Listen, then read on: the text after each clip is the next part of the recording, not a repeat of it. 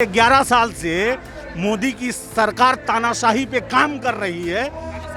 बिल्कुल तानाशाही पे काम कर रही है। ऑन कैमरा बोल रहा हूँ, क्योंकि गाय गोबर के नाम पे मुसलमानों की हत्याएं हो रही है, लिंचिंग हो रही है, हिंदू मुसलमान विवाद होता है, तो वहाँ पे भी आप सिर्फ मुसलमान को टारगेट करते हैं। कि ये जो अभी तरमीनी बिल है, इसमें थोड़े देर के लिए हर मुसलमान को, हमको अपने न्यायालय पे बिल्कुल यकीन है।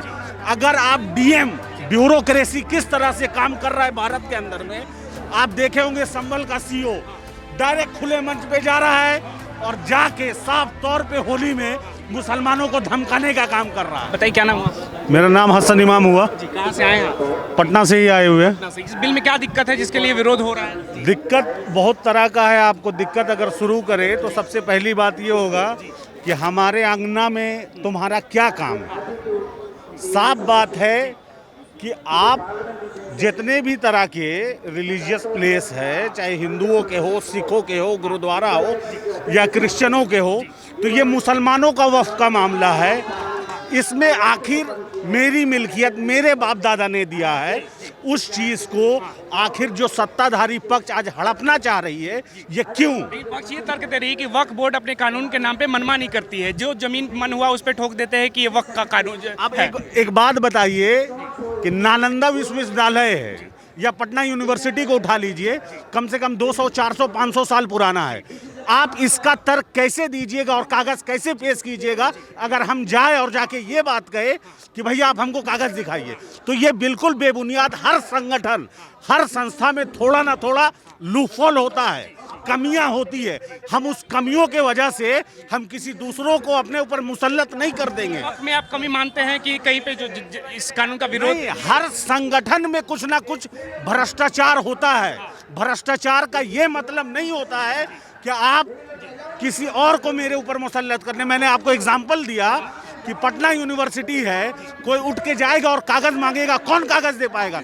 अरे काफी पुरानी बात है। तो उस तरह का एक दो इंसिडेंट मैं भी मानता हूं कि है, लेकिन कानून तो ये है ना कि जैसे वक्फ अगर दावा ठोक दे तो ये सामने वाले को प्रूफ करना पड़ेगा ना, तो वो सामने वाला इतना पुराना कागजात कहाँ से लेकर? ठीक है, तो अब एक बात बताइए कि जिस तरह से 11 साल से मोदी की सरकार तानाशाही पे काम कर रही है, बिल्कुल तानाशाही पे काम कर रही है। ऑन कैमरा बोल रहा हूँ, क्योंकि गाय गोबर के नाम पे मुसलमानों की हत्याएं हो रही है, लिंचिंग हो रही है, हिंदू मुसलमान विवाद होता है, तो वहाँ पे भी आप सिर्फ मुसलमान को टारगेट करते हैं। एक तरफ का एक तरफा कानून आपने मुसल्लत कर दिया है मुसलमानों के ऊपर। अब आप बताइए कि ये जो अभी तरमीनी बिल है, इसमें थोड़े देर के लिए हर मुसलमान को, हमको अपने न्यायालय पे बिल्कुल यकीन है।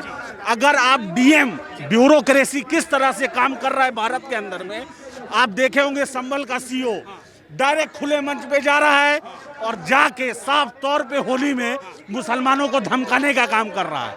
तो आप माहौल बनाने की कोशिश नहीं, बिल्कुल शांतिपूर्वक नहीं, आपने बिल्कुल धमकाया है लोगों को।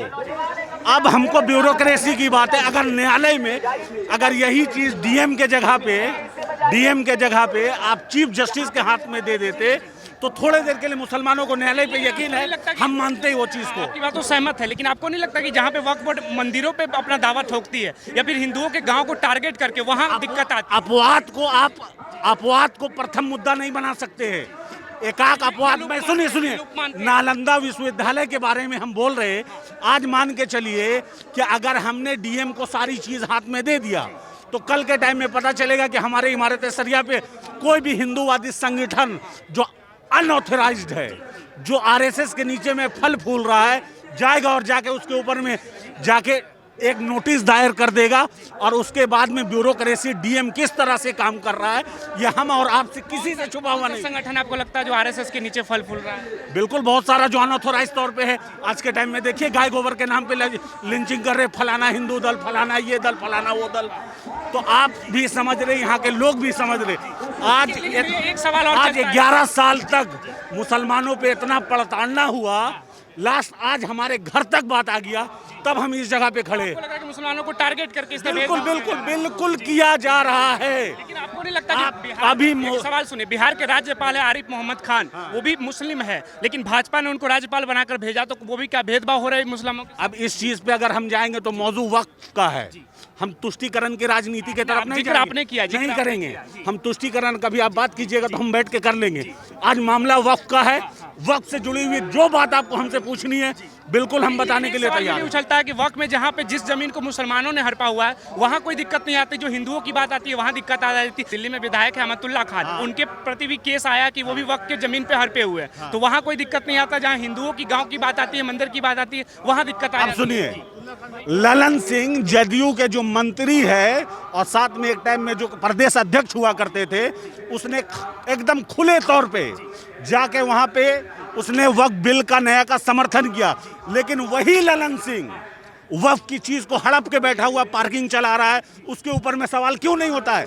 खाली अमानतुल्लाह क्यों? हम आपसे बार बार कह रहे हैं अपवाद को मुद्दा मत बनाइए।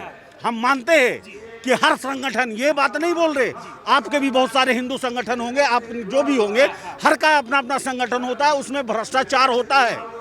भ्रष्टाचार संगठन भी है कितने सारे, बिल्कुल उसका जिक्र बिल्कुल नहीं कर बिल्कुल रहे बिल्कुल बिल्कुल हर संगठन, कोई भी अगर एक संगठन बनता है तो उसका बुनियादी ढांचा ही जो है ना एक ईमानदारी पे खड़ा होता है। लेकिन कुछ लोग आ जाने से आप उस चीज में आप बदलाव नहीं कर सकते। आई रिपीट, हमारे आंगन में तुम्हारा क्या काम है?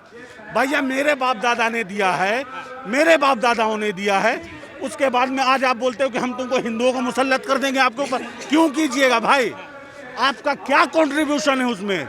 मेरे बाप दादा के खून पसीने की कमाई है वो, सबसे बड़ी बात। दूसरी बात, हर मुसलमानों को ये सोचना पड़ेगा कि आज औरंगजेब के नाम पे 318 साल पुराना कब्र को जो खोदा जा रहा है, कल हमारे और आपके बाप दादाओं के कब्र को खोदने का काम किया जाएगा, सिर्फ ये वक्त तरमीनी बिल के नाम पे। कि कोई भी जाएगा और जाके कह देगा ये बात कि भैया ये ऐसा है कि ये वक्त की संपत्ति नहीं है, फलाना की संपत्ति है। औरंगजेब के नाम पे राजनीति नहीं शुरू हो गई है देश में। औरंगजेब के नाम पे, औरंगजेब को कभी भी मुसलमानों ने अपना नहीं माना। आप जबरन मुंह में हाथ डाल रहे हैं भैया। बिकॉज ऑफ मुस्लिम नेम, उसका नाम औरंगजेब है, मेरा नाम हसन है, इस वजह से आप हमको मेरे ऊपर मुसल्लत नहीं ना कीजिएगा। हमको अगर बोलना ही है तो मौलाना आज़ाद का नाम लीजिए ना मेरे साथ, अल्लामा इकबाल का नाम लीजिए। लेकिन आप खुद वैसे लोगों से जोड़ते हैं, जब हम आपको गोडसे से जोड़ते हैं तो आप भागने लगते हैं। तो इस तरह से जो मोदी जी कर रहे हैं, और साथ में लास्ट बात बोलेंगे, जो बिहारियों को ईदी का सौगात देने की बात की है, तो मोदी जी आपसे हाथ जोड़ के हम बस इतना ही मांगते हैं कि जो मुसलमानों पे जुल्म हो रहा है, गाय गोबर के नाम पे मारा जा रहा है, उसको रोका जाए। भगवा लैब ट्रैप के नाम पे जिस तरह से कुछ संगठन सक्रिय होकर काम कर रहा है, लव जिहाद के नाम पे मुसलमानों लड़कों को जो फंसाने का काम किया जा रहा है, कोई सच्चाई नहीं लगती आपको? बिल्कुल नहीं, बिल्कुल नहीं है। जिहाद जैसा मुकद्दस शब्द को आज के टाइम में आरएसएस के लोगों ने हर चीज, फूक जिहाद, मुद जिहाद, हर चीज बना दिया। लैंड जिहाद भी चल रहा है कि वक्फ बोर्ड के नाम पे लैंड जिहाद। अभी भी लोग बोल देगा रोड जिहाद कर रहा है मुसलमान, तो वो उसका काम है बोलने का। लेकिन अगर आपको नहीं लगता जहाँ यहाँ बहुत सारे ऐसे लोग आए हैं जिनको कानून की उतनी समझ नहीं कि ये बिल क्या है, सरकार किस विरोध में लाई है, तो आपको नहीं लगता, आपसे बोल रहे हैं, हमसे आप पूछिए जो सवाल इसके ऊपर। आपको नहीं लगता कि आपके जो रहनुमा है जो मंच पे भाषण दे रहे हैं, उनको ये अवेयरनेस फैलाने की जरूरत है? उनको अवेयरनेस फैलाने की जरूरत है कि कानून में क्या लूप है, क्या? देखिए, हर मुसलमान को इतना समझ जरूर है यहाँ पे कि वो ये बात जान रहा है कि उनके हक के साथ हकमारी की जा रही है। कल तक राजनीतिक तौर पे जो हो रहा था, आज मुसलमानों के प्रॉपर्टी को आप पकड़ने का काम कर रहे हैं।